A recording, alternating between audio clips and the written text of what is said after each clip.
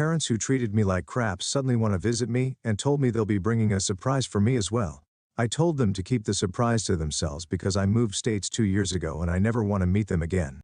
Growing up, I always felt like a burden rather than a child. My parents actually wanted my father a corporate lawyer in his mid-s, and my mother a real estate agent in her early s. Were far more invested in maintaining their upper middle class image than actually being parents. They had me relatively young, and it often seemed like my existence was more of an inconvenience to their lifestyle than anything else. House and our family appearances were everything. My parents liked to project this image of success and stability, but behind closed doors things were very different. While I didn't realize it as a kid, I know now that they treated me less like a daughter and more like an unpaid helper. Any achievements or dreams I had were either ignored or belittled. I'd bring home good grades or get awards only to have them brush it off, saying it's not a big deal, you're supposed to do well over time.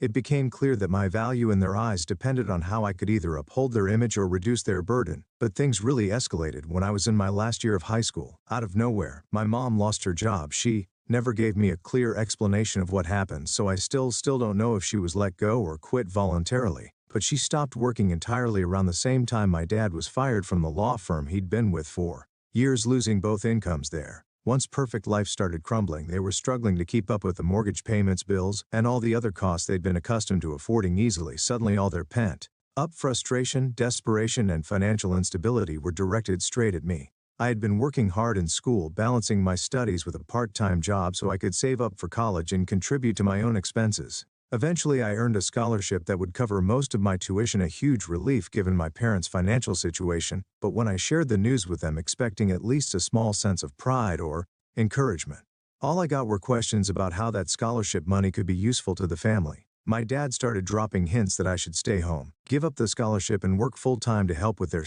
financial burdens. My mom even suggested that college could wait and that a real adult would help out their family. The final blow came when I found out that the modest college savings fund my late grandfather had set up for me had been completely drained. They'd used it to pay off some of their own debts without telling me. When I confronted them, they had no apologies, just explanations about how it was necessary to keep our family afloat. I was devastated, and I remember feeling like I'd been cheated out of a future. They had no interest in seeing me achieve. It became clear that in their eyes my dreams, my future, and even my well-being were all secondary to their own needs. At that point I knew I had to leave, so I packed up what little I had and moved to a nearby city to attend college on my own. I worked multiple jobs to get by, juggling my studies with waitressing, tutoring, and any other work I could find. It was hard, but being away from them felt like a weight had been lifted off my shoulders. There was finally a sense of freedom, even if it meant I had to struggle. I kept my distance, only reaching out on holidays or for obligatory family calls, hoping that maybe the time apart would lead to some kind of change in how they saw me. Fast forward a few years, I finished my degree and received an offer for a full-time job in another state. The job was everything I'd worked for, with a good salary, benefits, and a chance to finally build a stable life. I moved again, this time hundreds of miles away, and started fresh.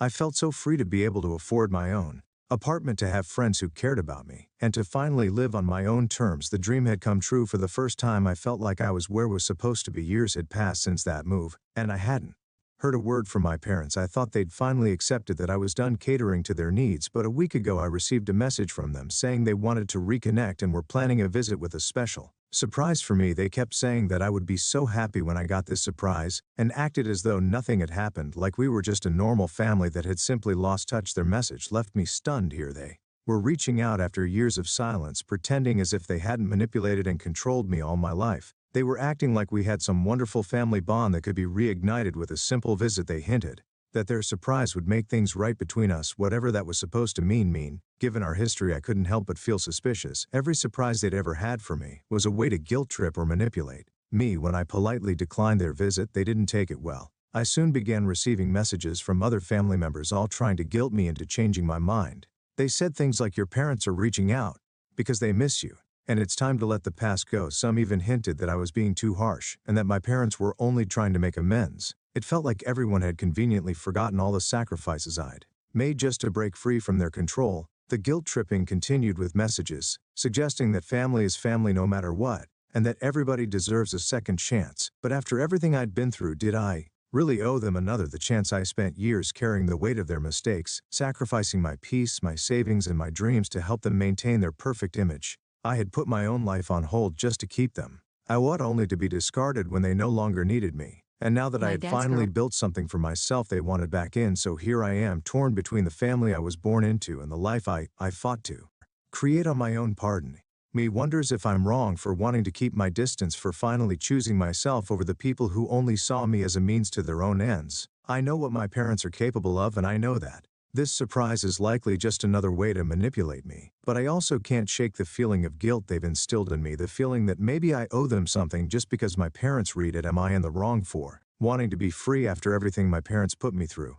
Am I wrong for refusing to let them back in when I finally have a chance to live on my own terms? Update 1. First, I want to thank everyone for the outpouring of support, comments, messages. It's overwhelming in the best way possible to hear from so many people who have been through similar situations, and to receive advice from those who understand how hard it can be to set boundaries. With family, reading through all of your experiences has really helped me gain clarity about my own. Many of you pointed out something I'd missed initially, that my parents' whole approach to reconciling by showing up unannounced and dangling a surprise in front of me, especially a financial one, proves they still don't understand the impact of their behavior. If anything, it seems they still think of me as someone they can control or appease with money. Instead of addressing the root issues after posting the main story, things actually escalated on their own. Yesterday morning I got a call from my aunt, my mother's sister, who has always been more of a bystander than a supporter, but occasionally reaches out to give family advice. She didn't waste any time asking me why I'd refused to let my parents visit or what was going on. Apparently my parents had confided in her about their plans, including this surprise they were so eager to spring on me. According to my aunt, my parents have supposedly been seeing a family therapist for the past year. They told her they'd been reflecting on how they treated me in the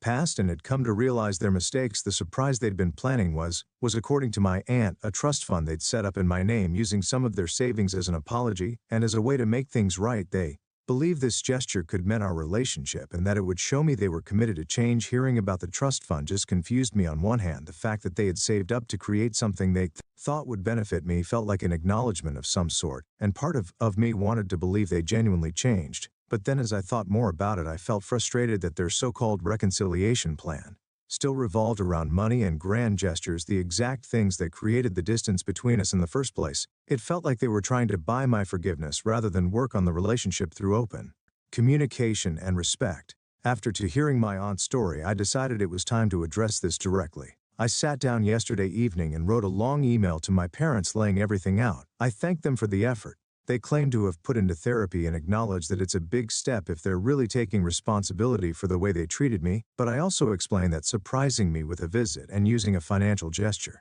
as a means of apology wasn't the right way to start rebuilding our relationship. I told them bluntly that if they were serious about moving forward, it needed to start with respect for my boundaries and a willingness to communicate directly about what happened, not by trying to buy forgiveness in the email.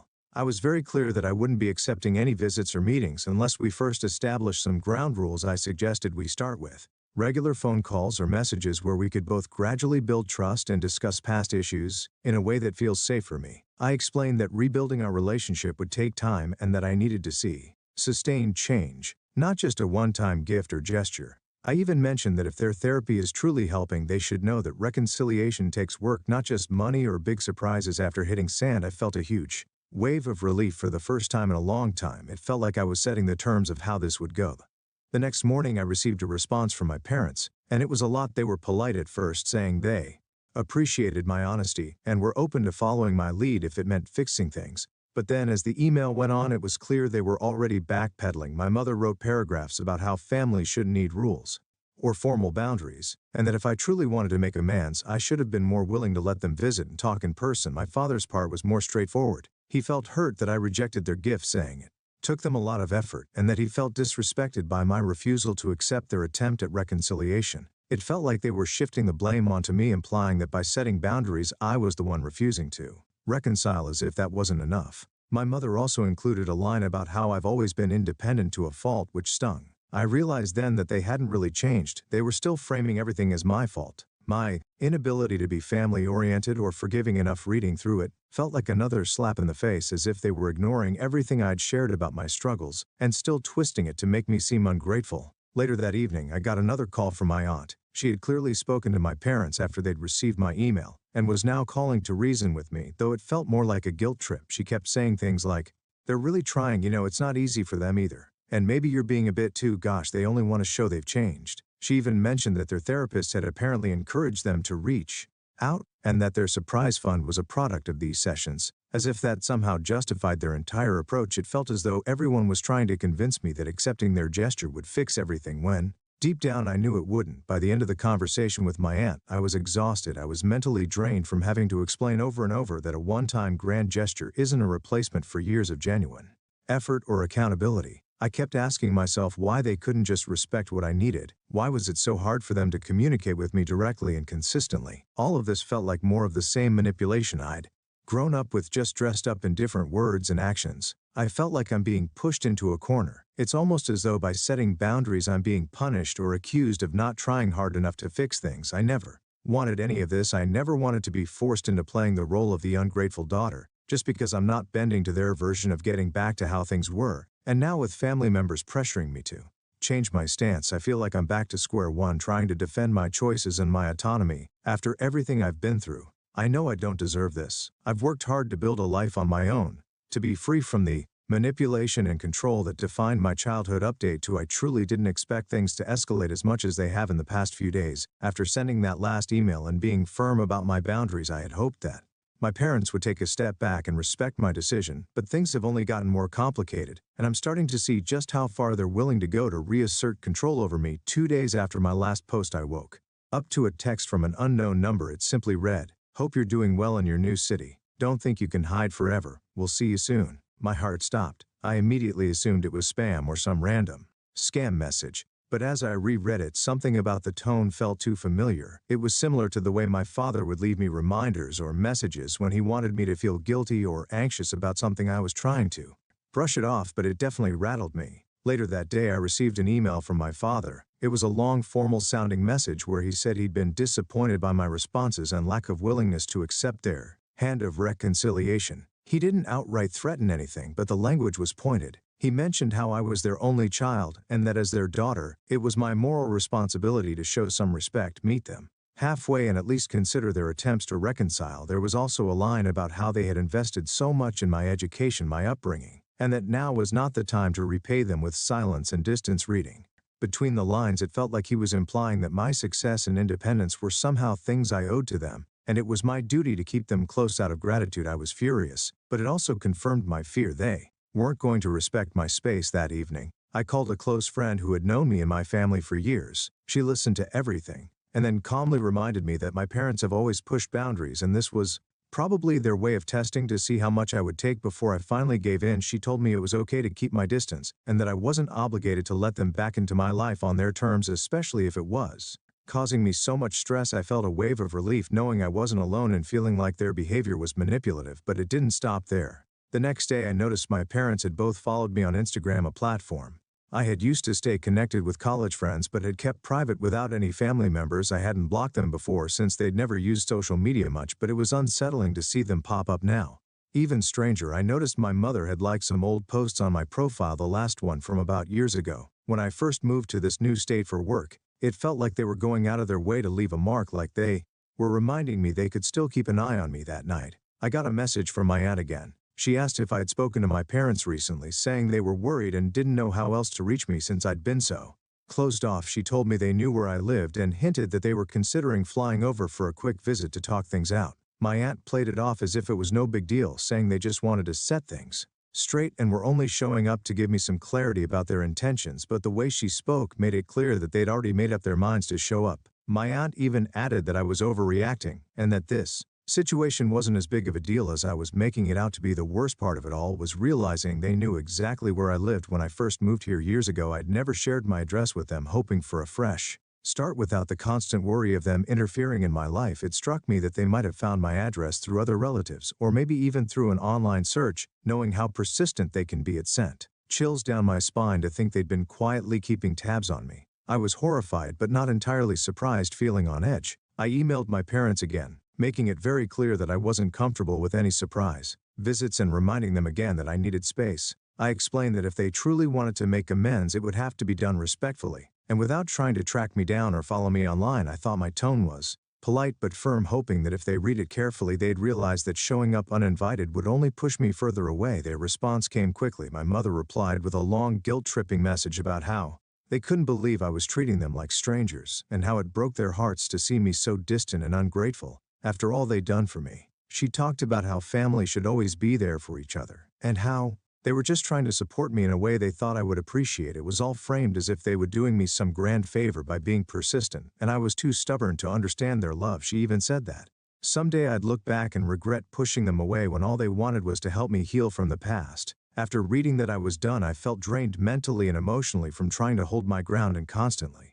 having to explain my perspective. I took a few hours to collect myself and then sent one final message firmly stating that if they showed up at my home uninvited, I would call the police. I made it very clear that I was serious, that this wasn't a negotiation, and that if they truly respected me, they would back off and allow me to live my life without interference. The next day I heard from a cousin on my father's side who rarely ever calls me. She'd heard through the grapevine that I'd threatened my parents with police act, and she wanted to know what was going on at this point. I felt like my life had become some kind of twisted family soap opera with everyone getting involved and throwing their opinions at me. My cousin kept saying things like, "Your parents have been through so much, and isn't there a way to work this out peacefully?" I almost couldn't believe what I was hearing. It felt like they were all reading from the same script, trying to guilt me into complying with whatever narrative my parents had spun for them. In a moment of desperation, I ended up going through my social media profiles and adjusting all my privacy settings, even going so far as to block certain family members who had shown an interest in meddling.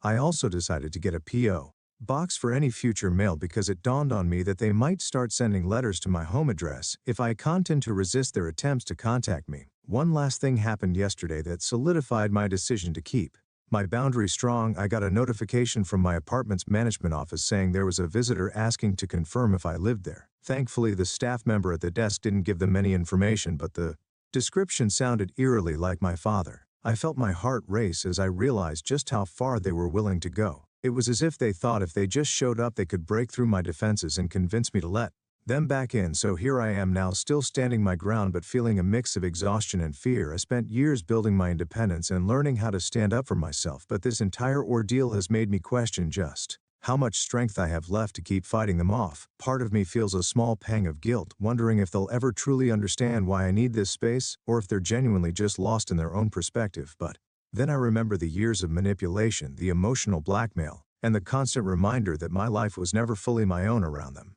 Update 3. Hello people, it's been almost a month since everything escalated, and thankfully a lot has happened since. I have some good news.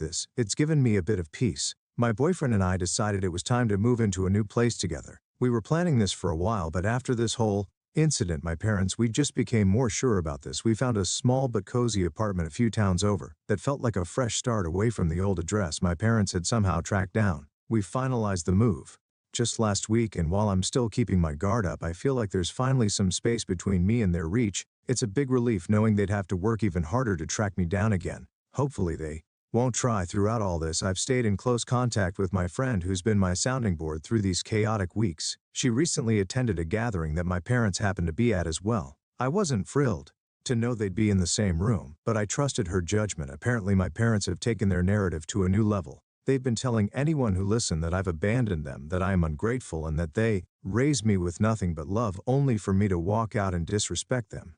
My friend kept her cool at first, just listening to what they were saying without interrupting, but things escalated. According to her, they painted a picture of me as some spoiled, bratty kid who had used them up and left once I didn't need them anymore. They spoke about my disrespect for family values and how heartbroken they were by my refusal to forgive them. My mother apparently even went so far as to talk about all the things they'd supposedly sacrificed for me growing up, spinning it as if I turned my back on my duties to them. I was absolutely disgusted to hear this. Everything they were saying was so twisted, such a warped view of reality. I'd lived through it. It hurt to know they were spreading this story about me to people who didn't know any better. But what else could we expect from them, right? But my friend didn't let it slide. She stepped in, directly called them out in front of everyone, and laid down the truth. She told everyone there about the years of manipulation and emotional abuse they'd put me through, about how they'd repeatedly dismissed and controlled me, used me for financial help when it suited them, and only turned to me now out of convenience. She brought up the fact that they tried to track me down, ignored my boundaries, and even attempted to show up unannounced despite me asking them not to. She didn't hold back on any of it. I was in shock hearing her recount it. She truly went to bat for me in a way I didn't even know I needed the most. Surprising part was that my parents didn't deny a single thing she said. They sat there quietly listening, with only occasional mutterings of, "We did a lot for her," or "But she's our daughter." Not once did they attempt to refute What she was saying, they didn't deny their actions or explain their side, they just looked uncomfortable and embarrassed from what my friend told me. It was clear that for once they were facing people who weren't going to automatically take their side, they couldn't control the narrative anymore, and I think it finally hit them just how much they'd messed up after that. My friend said there was a noticeable shift in how people were interacting. With my parents, they lost that social status. They had once relied on people who used to flock to them, were now keeping their distance, unwilling to get involved in the mess they'd created. They were left to fend for themselves, stripped of the support they'd always leaned on to boost their image. I didn't realize until then how much they valued that external validation, and how important it was for them to be seen as respected members of the community. Now that they'd been exposed, they'd lost the facade that made them feel powerful and in control. Despite this, they didn't stop trying to get through to me. I received constant messages and emails from both of them, filled with emotional pleas and occasionally attempts at guilt-tripping me, some long drawn-out letters about how I'm breaking up the family, tearing them apart and disappointing them in ways they never thought possible. They've even tried calling from blocked numbers, leaving me lengthy voicemails that I've stopped listening to. A log together. This went on for a while. I decided I needed to take a strong, longer stand. I sent them one final email, a simple but clear message telling them that if they didn't stop this harassment, I would involve the police. I warned them that their actions were crossing into territory that could be legally classified as stalking, and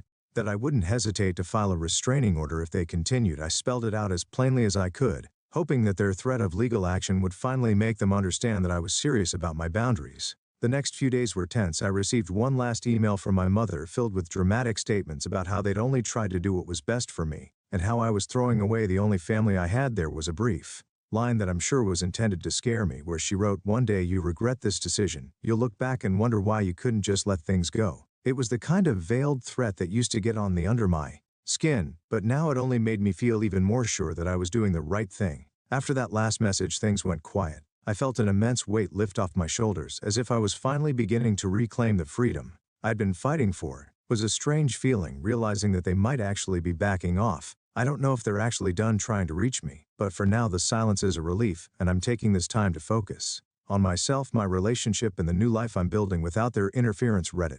I don't know if this chapter with my parents is closed for good, or if they'll try to find another way back into my life. For now, I'm content with the steps I've taken to protect myself and my happiness. It's been a long journey, one I'm still navigating, but I finally feel sorted and out of the whole family mess. Thank you for being here.